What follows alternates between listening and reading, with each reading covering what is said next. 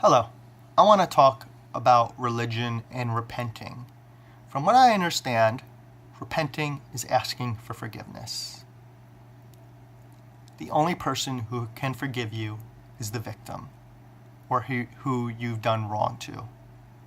You cannot just ask something in the sky for forgiveness. You have to make it to your victim.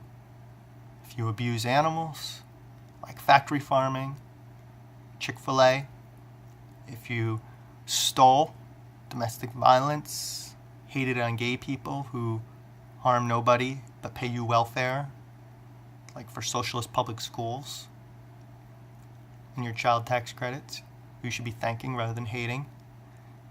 You vote for a pathological liar and adulterer, like Donald Trump. You cannot just ask for forgiveness from the sky. You have to ask for your victims to forgive you. Thank you.